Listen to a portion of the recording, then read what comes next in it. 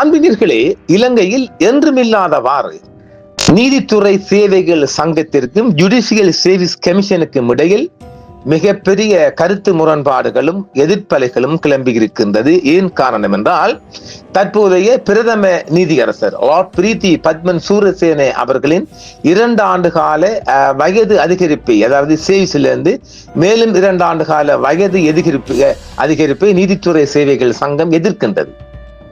அதாவது தற்போதைய நீதியரசர் திரு பிரீத்தி பத்மன் சூரசேன அவர்கள் இந்த ஆண்டு டிசம்பருக்குள் ஓய்வு பெற உள்ளார். ஆனால் அவர்களுக்கு மேலும் 2 ஆண்டு கால நீடிப்பு சேவை வேண்டும் என்று அரசாங்கம் முயன்று வருகின்றது. அந்த வகையில் இதை எதிர்த்த நீதி சேவைகள் ஆணைக்குழுவில் ஜுடிஷியல் சர்வீஸ் கமிஷன் இருந்த சீனியர் செக்ரட்டரிமார் 2 பேர் நீக்கப்பட்டு அவர்கள் 2 நீதிமன்றங்களுக்கு அவர்கள் டிரான்ஸ்பர் செய்யப்பட்டிருக்கின்றார்கள். ஜேஏசி என்பது ஒரு அரசாங்க பொடி இல்லையா? அந்த பொடியில் இருந்த 2 எதிர்த்தவர்கள் இருவரையும் நீக்கப்பட்டிருக்கின்றார்கள். மிகப்பெரிய முரண்பாடுகள் போய்கொண்டிருக்கின்றது. இதை யார் எதிர்க்கின்றார்கள்? நீதித்துறை சேவைகள் சங்கத்தில் உள்ள உறுப்பினர்கள், அதாவது நாடு முழுவதும் உள்ள ஜட்ஜ் அசோசியேஷன் தான் இருக்கிறாங்க. தற்போதைய பிரதம நீதியரசர் லார்ட் பிரீத்தி பத்மன் சூரசேன அவர்கள் இலங்கையில் நீதித்துறை அவர்களுக்கு அவர் தானே இப்ப ஜேஏசி சேர்மனும் அவர் தானே, பிரசிடென்ட் அவர் தான். அதனாலதான் இருக்கிறாங்க 2 வருஷம் கூட்டக்கூடாதுன்னு. ஆனால் அவர் வந்த பிற்பாடு மிகப்பெரிய நீதித்துறை கிளீன் செய்யப்பட்டிருப்பதாகவே நாடு முழுவதும் ஒரு கருத்து நிலவி வருகின்றது. அந்த வகையில் தான் தற்போதைய பிரதம நீதியரசர் லார்ட் பிரீத்தி பத்மன் சூரசேன அவர்களின் கீழ் இலங்கை நீதித்துறை இயந்திரம் இறுதியாக திறமையாக செயல்பட்டு வருவதாகவும் வழக்குகள் விரைவாக விசாரிக்கப்படுகின்றன, நீண்ட காலமாக நிலுவையில் உள்ள வழக்குகள் தீர்ப்பு வழங்கப்படுகின்றன என்று, மேலும் ஒரு காலத்தில் சட்டத்திற்கு அப்பாற்பட்டவர்களாக இருந்த அரசியல்வாதிகள் தண்டிக்கப்படுவதாகவும் கருத்து நிலவி வருகின்றது. அற்ப காரணங்களுக்காக வழக்குகளை ஒத்திவைக்கும் வழக்கம் கட்டுப்படுத்தப்பட்டுள்ளது என்றும், இது தேங்கி கிடக்கும் பெரும் வழக்குகள் என்ற பிரச்சனைகளுக்கு நேரடியாக தீர்வு காணுது என்றும், இது ஒரு முக்கியமான முன்னேற்றப்படியாகும் என்றும், ஏனெனில் காலதாமதமான நீதி மறுக்கப்பட்ட நீதியாகவே கருதப்படுது இல்லையா? அந்த வகையில நீதி கிடைப்பதாகவே பொதுமக்கள் மத்தியில் கருத்து நிலவி வருகின்றது. மேலும் நாட்டின் வரலாற்றில் முன்னெப்போதும் இல்லாத வகையில் ஊழல் நீதிபதிகள் நீதித்துறையிலிருந்து திட்டமிட்டு நீக்கப்பட்டு வருவதாகவும் சொல்லப்படுகிறது. இந்த உள்ளக சீர்திருத்தங்களுடன் புதிய நீதிமன்றங்களும் திறக்கப்பட்டுள்ளன. மேலும் அரசாங்கம் தேவையான துணை அரசியலமைப்பு சட்டங்களையும் இயற்றியுள்ளது. தற்போது உயர் நீதிமன்றங்களில் காலி பணியிடங்களில் இருந்தாலும் ஊழல் அல்லது திறமையற்ற நபர்களை பதவியுறு செய்வதன் மூலம் தனது நேர்மையை விட்டுக் கொடுக்க பிரதம நீதிபதிகள் மறுக்கின்றார் என்ற கருத்தும் தெளிவருகின்றது. மாறாக சர்ச்சைக்குரிய அந்த நபர்கள் தங்களின் அதிகபட்ச வயதை அடைந்தவுடன் அவர்கள் இயல்பாகவே அமைப்பில் இருந்து ஓய்வு பெற அனுமதிப்பதும், அதே நேரத்தில் ஊழலற்ற ஒரு புதிய தலைமுறை நீதிபதிகளையும் அரசாங்கம் வழக்கறிஞர்களையும் நியமிப்பதே இந்த உத்தியாகும் என்றும் சொல்லப்படுகின்றது. இந்த வேகத்தை தக்க வைத்து அதன் தொடர்ச்சியை உறுதி செய்வதற்காக குறிப்பிட்ட சில நபர்களுக்கு மட்டுமல்லாமல் பதவியில் இருக்கும் அனைத்து நீதிபதிகளின் ஓய்வு பெறும் வயதையும் நீட்டிக்க ஒரு மூலோபாய திட்டம் உள்ளது என்றும் சொல்லப்படுகிறது. இதன் விளைவாக வழக்கறிஞர்கள் சங்கத்திற்குள் உள்ள குழுக்கள் ஆழமாக வேரூன்றிய ஒரு ஆழமான அரசின் பகுதியாக செயல்பட்டு தங்கள் வலையமைப்புகளை பாதுகாப்பதற்காக தலைமை நீதிபதிக்கு எதிராக குறிவைத்து சமூக ஊடக பிரச்சாரங்களை தொடங்க கடுமையான விமர்சனங்களையும் பகிர்ந்து வருவதாகவும் குற்றம் சாட்டப்படுகின்றது.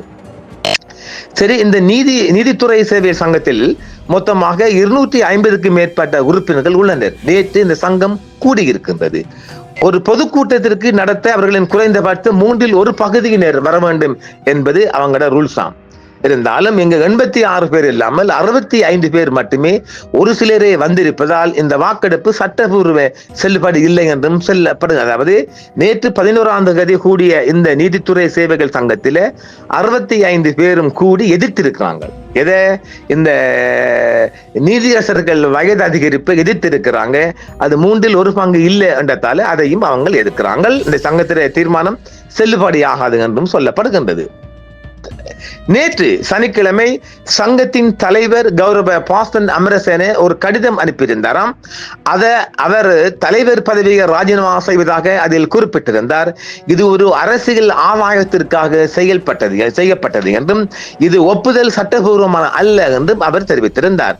சங்கத்தின் அரசியலமைப்பின்படி ஒரு கூட்டத்தை நடத்த 80க்கும் மேற்பட்ட உறுப்பினர்கள் இருக்க வேண்டும் என்பதும் 65 பேர்கள் இருந்ததால் அது செல்லுபடியாகாது என்றும் சொல்லப்படுகின்றது. ஏற்கனவே ஏற்கனவே நீதிபதிகளுக்கு அச்சுறுத்தல் கொடுத்து கொழும்பில் நீதித்துறை சேவை சங்கத்தின் சிறப்பு பொதுக்கூட்டம் முடக்கப்பட்டதாம். இலங்கை சட்ட ஆலோசகர்கள் சங்கம், சர்வதேச சட்ட ஆலோசகர்கள் அமைப்புகள் மற்றும் பேராசிரியர் சாவித்திரி குணசேகர, பேராசிரியர் தீபிகா உடகம போன்ற மதிப்புக்குரிய சட்ட அறிஞர்களின் எதிர்ப்புகளையும் மீறி ஜனாதிபதி அனுர தலைமையிலான கேம்பஸ் அரசாங்கம் பிரதம நீதிபதியின் பதவிக்காலத்தை நீட்டிப்பதில் அரசு உறுதியாக இருப்பதாக தெரிவிக்கப்படுகிறது. சட்ட மற்றும் நீதித்துறைகளில் உள்ள ஏராளமானோர் எதிர்ப்பை வெளிப்படுத்தி உள்ளனர். மேலும் பிரதம நீதிபதியின் பதவி காலத்தை நீட்டிப்பது தற்சமய நாட்டில் மிகவும் அவசரமான பிரச்சனையாக இல்லாவிட்டாலும் 2/3 பெரும்பான்மையை கொண்டுள்ள அரசாங்கத்திற்கு தனது விருப்பப்படி ஒரு அரசியலமைப்பு திருத்தத்தை கொண்டு வந்து நிறைவேற்றும் திறன் தெளிவாக உள்ளது இல்லையா? எதிர்த்து வேலை தானே. அரசாங்கம் நீதித்துறையும் நீதித்துறை அதிகாரிகளை அச்சுறுத்தியும் மிரட்டியும் நாட்டில் நீதித்துறை தொடர்பான ஒரு திருத்தத்தை நிறைவேற்ற போகின்றன என்றால் அது நாட்டின் எதிர்காலத்துக்கு மிகவும் அச்சமூட்டும் ஒரு சித்திரத்தை வரைகிறது என்று எதிர்க்கட்சி சொல்றாங்க. அது நியாயமான இடைவெளியா? சுருக்கமாக இந்த அச்சுறுத்தல்களையும் மிரட்டல்களையும் யார் விடுத்தாலும் அனுரகுமார திசாநாயக்க தலைமையிலான தேசிய மக்கள் சக்தி அரசாங்கம் சம்பந்தப்பட்ட இந்த திருத்தத்தை செய்யத்தான் போகுது. ஆக சீஃப் ஜஸ்டிஸ் இன்னும் 2 ஆண்டு இருக்கத்தான் போறார். நல்லந்தானே, விடுங்களண்டா. இந்த திருத்தம் குறித்து விவாதிப்பதற்காக நேற்று நீதித்துறை சேவைகள் சங்கத்தின் ஒரு சிறப்பு பொதுக்கூட்டத்தை கூட்டி இருக்கின்றார்கள். நீதித்துறையின் சுதந்திரத்துக்கான போராட்டத்தில் கிடைத்த ஒரு பெரு வெற்றி என்று அவங்க சொல்றாங்களாம். இந்த 65 பேர் எதிர்த்ததாலே அதை ஒன்றும் செய்ய போறலங்க, அது ஒன்றும் நடக்க போறதும் இல்லை. அது ஒன்றும் வெற்றி பெற போல் நடக்க போகும் சொன்னாலும் இப்பொழுது இந்த நீதிச்சுவை ஆணைக்குழுவின் 2 சிரேஷ்ட உதவி செயலாளர்கள் இடமாற்றம் செய்யப்பட்டிருக்கிறாங்க இல்லையா? அதுல நீதித்துறை சேவை ஆணைக்குழுவின் அந்த சிரேஷ்ட உதவி செயலாளர்களான திரு கௌரவ ஈஸ்வரஸ் நெற்றிக்குமார மற்றும் திரு உடல முரு புருத்துர்கொடை, பேரை பாருங்களேன், முருதுர்கொடை ஆகிய இருவரையும் உடனடியாக ஜேஎஸ்சி குழுவில் இருந்து இடமாற்றம் செய்ய முடிவு செய்யப்பட்டுள்ளதாம். உச்ச நீதிமன்றம் மற்றும் மேன்முறையீட்டு நீதிமன்ற நீதியரசர்களின் ஓய்வு பெறும் வயதை நீட்டிப்பதற்காக அரசாங்கம் கொண்டு வரும் அரசியலமைப்பு திருத்த முயற்சியை இந்த அதிகாரிகள் கடுமையாக எதிர்த்ததினாலேயே இந்த இடமாற்றங்கள் செய்யப்பட்டுள்ளதாக செய்திகள் வந்து கொண்டிருக்கின்றது. லார்ட் சூரசேனை அவர்கள் 2026 ஓய்வு பெற இருக்கிறாங்க. ஓய்வு பெற்று போகட்டும் என்று இவங்க எதிர்ப்பை கொடுத்திருக்கிறாங்க. நீதித்துறை சேவை ஆணைக்குழுவில் இணைக்கப்படுவதற்கு நீதிபதியாக இந்த நெத்திகுமார் அவர்கள் பல முக்கிய பதவிகளில் பணியாற்றிய ஒரு சிரேஷ்ட நீதித்துறை அதிகாரி என்றும் சொல்லப்படுகிறது. அவர்கள் மிக சமீபத்தில் கொழும்பு கோட்டை நீதிபதியாக பணியாற்றியுள்ளார். அங்கு அவர்கள் முன்னாள் ஜனாதிபதி ரணில் விக்ரமசிங்கே, செயலாளர் சமன் ஏகநாயக்க மற்றும் மேஜர் ஜெனரல் சுரேஷ் ஆகியோர்கள் சம்பந்தப்பட்ட வழக்குகள் உட்பட பல முக்கியத்துவம் வாய்ந்த வழக்குகளை விசாரித்திருக்கின்றார்கள். திரு நெத்திகுமார் அவர்கள் உடனடியாக ஹம்பாந்தோட்டை நீதிபதிகள் நீதிமன்றத்திற்கு எம்சிக்கு இடமாற்றம் செய்யப்பட்டுள்ளதாக தெரிவிக்கப்பட்டுள்ளது. ஹம்பாந்தோட்டை என்பது பொதுவாக புதிதாக நியமிக்கப்பட்ட நீதிபதிகளுக்காக ஒதுக்கப்பட்ட ஒரு பணியிடமாகும் என்றும் ஒரு ட்ரைனிங் சென்டர் சொல்றாங்க. திரு உடல முற்புறுத்துக்கூட அவர்கள் பணியிடம் குறித்த தகவல்கள் இன்னும் இல்லை. அவர்களுக்கும் ஒரு எம்சி ஒன்று போடுவார்கள் என்று சொல்லப்படுகின்றது. இந்த இடமாற்றங்கள் நீதித்துறையின் சுதந்திரத்தை தலைவர்களுக்கான சாத்தியக்கூறுகள் மற்றும் அரசியலமைப்பு கோட்பாடுகளில் நிலைநிறுத்தப்பட்ட சொல்லப்படுகிறது. குற்றம் சுமத்துறாங்க எதிர்கட்சிகள். நீதித்துறை சேவை ஆணைக்குழு அதன் சிரேஷ்ட உதவி செயலாளர்களான இந்த இருவரையும் ஆணைக்குழுவிலிருந்து இடமாற்றம் செய்து அவர்கள் கண்டித்திருக்கின்றார்கள். இந்த செய்திகள் நாளைக்கு வரும். இதே நிலைமையில திரு அனுரகுமார் அவர்கள் இந்த அரசாங்கத்தின் நீட்டிப்புக்கு கத்தோலிக்க திருச்சபையும் ஆதரவு கொடுப்பதாக சொல்லப்படுகிறது. யாரு? கத்தோலிக்க திருச்சபையும் இதுக்கு ஆதரவு கொடுக்கிறாங்க. அவன் இந்த இன்டர்நேஷனல் பாடி இலங்கை தற்போது இந்த பார் அசோசியேஷன் அவங்க பொதுநல சட்டத்தின சங்கத்தில் காமன்வெல்த் லோ அசோசியேஷனுக்கு அவங்க அனுப்பிக்கிறாங்க போல பிரதம நீதிபதி மறுப்புக்கு தங்கள் எதிர்ப்பை அவங்க அடிச்சுக்கிறாங்க.